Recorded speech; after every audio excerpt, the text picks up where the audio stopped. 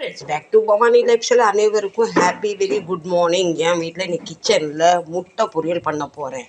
முட்டை சாப்பிட்றதுக்கு 3 பேர், ஆனால் முட்டை நம்மள்ட்ட 2 தான் இருக்குது. இந்த 2 முட்டையை வச்சு 3 பேரை கொடுத்து குடும்பத்துக்குள்ள சண்டை வந்து குடும்பம் பிரிஞ்சிருமோன்னு பயத்தில் நான் ஒரு ட்ரிக் பண்ண போகிறேன். இந்த ட்ரிக் பண்ணுறதுக்கு முன்னாடி நிறைய வெங்காயமும் பச்சை மிளகாவும் கருவேப்பிலும் எடுத்தாச்சு. இங்கே 2 தக்காளி கட் பண்ணியாச்சு.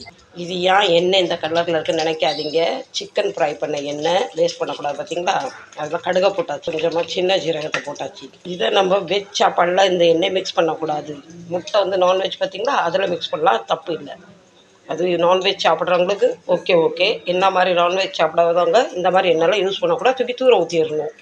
என் வீட்டில் நான் மட்டும்தான் வெஜ், இவர் நான்வெஜ். ஓகே. முட்டை பொரியலுக்கு நிறைய வெங்காயம் போட்டால் நல்லா டேஸ்ட்டாக வரும். குறைஞ்சதுக்கு ஒரு 5-6 வெங்காயம் எடுத்தேன். இது அப்படியே கொஞ்சம் ப்ரௌன் கலராக வர வரைக்கும் ரோஸ்ட் பண்ணிக்கலாம். கொஞ்சமாக உப்பு, பின்ன கிண்டு, பின்ன கொஞ்சமாக தக்காளி, பின்ன மீண்டும் கிண்டு. நீங்கள் நினைக்கலாம் வெங்காயம் அதிகமாகிட்டுன்னு. 3 பேருக்கு மத்தியான சாப்பாடுக்கு வேணும், சப்பாத்தி கூட சாப்பிட்றதுக்கு. வெங்காயம் கொஞ்சம் கூடுதல் போட்டால் டேஸ்ட்டாக தான் வரும். கொஞ்சம் மிளகாத்தூள் காரம் இல்லாதனால 1 ஸ்பூன் போடுறேன். மஞ்சள் எல்லாம் சேர்த்து மிக்ஸ் பண்ணிடலாம். இந்த வெங்காயம் நல்லா ரோஸ்ட் ஆனால் தான் நம்ம ட்ரிக்கை செய்ய முடியும். நீங்கள் என்றைக்காவது கிச்சனில் இந்த மாதிரி திருட்டு வெள்ளம் பண்ணியிருக்கீங்களா சொல்லுங்கள். நான் அடிக்கடி 2 பேர் எக்ஸ்ட்ரா சாப்பாடு ஆகிட்டா இந்த மாதிரி கிச்சனில் இந்த மாதிரி ஒரு நாட்டையும் திருட்டு வெள்ளம் பண்ணிடுவேன். அப்போ தான் எல்லோரும் மனசும் குளிரும் வயிறும் நிறையும். வேறு ஒன்றும் இல்லை ஃப்ரெண்ட்ஸ், இந்த கடலை மாவு வச்சு தான் நம்ம ட்ரிக் பண்ண போகிறோம். முட்டை புரிஜி பண்ணுறதுக்கு எப்படி 15-20 நிமிஷம் ஆகும். இதெல்லாம் அந்த பிரிஞ்சு வந்தால் தான் அந்த முட்டை ஷேப் வரும். இப்படியே இருந்தால் கடி மாதிரி ஆயிடும். கடாய் மாற்றிட்டேன். அந்த கடாயில் எனக்கு கிண்டவே முடியல, என்ன அடி பிடிச்சிது. அதனால் பெரிய கடாயை போட்டு கேஸை ஸ்பீடாக வச்சா நல்லா பிறு எல்லாம் வந்துடும். ஃப்ரெண்ட்ஸ், நம்ம வெஜ் முட்டை கலந்த அண்டைக்கா புர்ஜி ரெடி. இப்போ யாருமே இதை சந்தேகப்பட மாட்டாங்க. நம்ம கடலை மாவு போட்டிருக்கணும்.